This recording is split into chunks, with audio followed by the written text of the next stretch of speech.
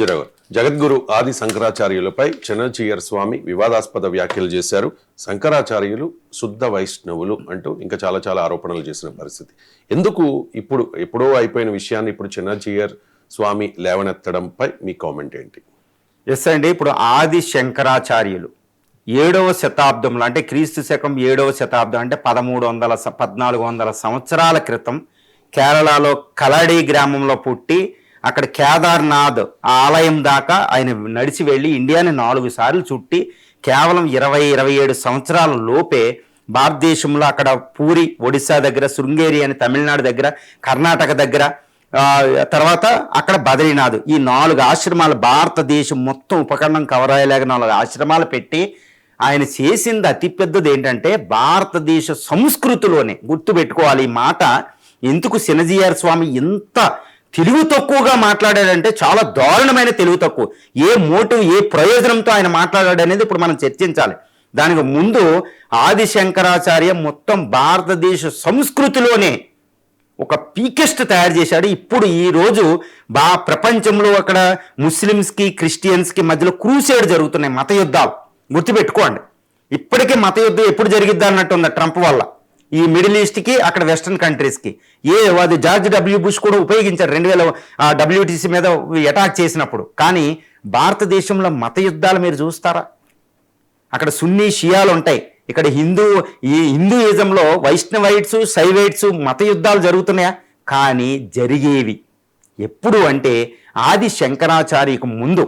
చూడండి, దశావతారం సినిమాలో, కమలాసన్ సినిమాలో చూడండి, వాళ్ళ ఫ్రెండ్ కమలాసన్ అయినా ఆయన వైష్ణవుడు శైవుడి కింద మారరా అని అలాంటి యుద్ధాలు జరిగినాయి. పల్నాటి యుద్ధం, నాగమ్మ యుద్ధం ఎప్పుడు జరిగింది అంటే దాని మత యుద్ధాలే. శైవులకి వైష్ణవాలకి అక్కడక్కడ యుద్ధాలు జరిగాయి. తిక్కన కూడా దాన్ని మాట్లాడతాడు. ఇండియాలో కూడా జరిగినాయి శైవులకి వైష్ణవాలకి, ఒకటని కాకుండా ఉండే అనమాట.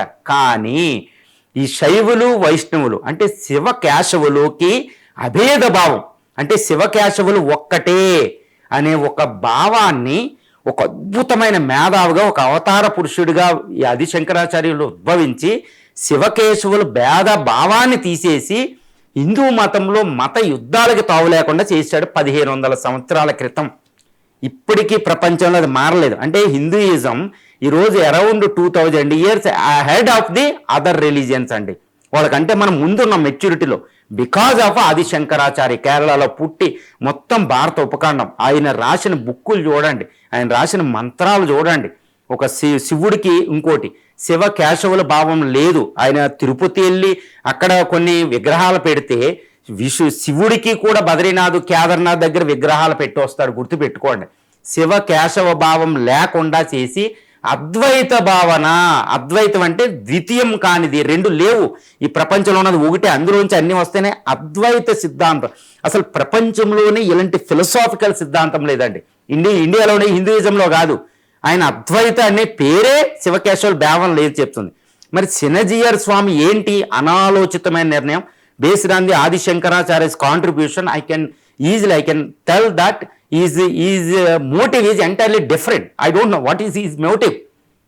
అసలు ఈయన వైష్ణవుడే, నా వైష్ణవుడే. ఆయన వైష్ణవుడు కాదండి బాబు, ఆయన హిందూ. ఆయన ఈ హిందూయిజం అంటే అక్కడ యూనివర్సల్ ట్రూత్ ఉంటుంది. అక్కడ వివేకానంద మళ్ళీ చెప్పినట్టు ఆయన హిందూయిజాన్ని యూనివర్సల్ రేంజ్కి తీసుకెళ్ళాడు. ఆయన శివకేశవులు ఒకటే చెప్పి శివకేశవులు అసలు ఈ భేదం లేకుండా, ఏమీ లేకుండా లేవు, అద్భుతం క్రియేట్ చేశాడు.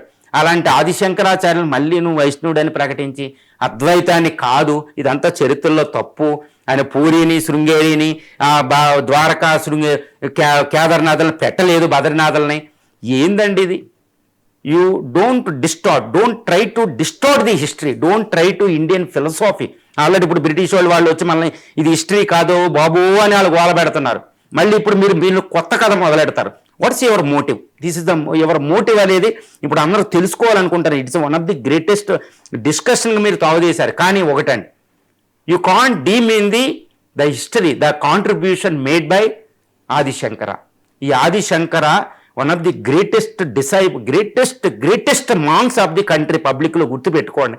ఆయన వేద భాష్యాలు అవి ఆయన బుక్కుల్లో ఒక్కటి కూడా మనకు కనీసం అర్థమవన పరిస్థితి వస్తుందన్నమాట ఆయన మంత్రాలు. అందుకని ఆదిశంకరాచార్యుని ఏ టెంపుల్కి ఇండియాలో వెళ్ళినా, తిరుపతి నుంచి బద్రీనాథ్, కేదార్నాథ్లు, లేకపోతే ద్వారకా, పూరీలు ఎక్కడికి వెళ్ళినా ఆయన ఆశ్రమాలు ఉంటాయి. శ్రీశైలంలో ఆయన గుహ ఉంటుంది.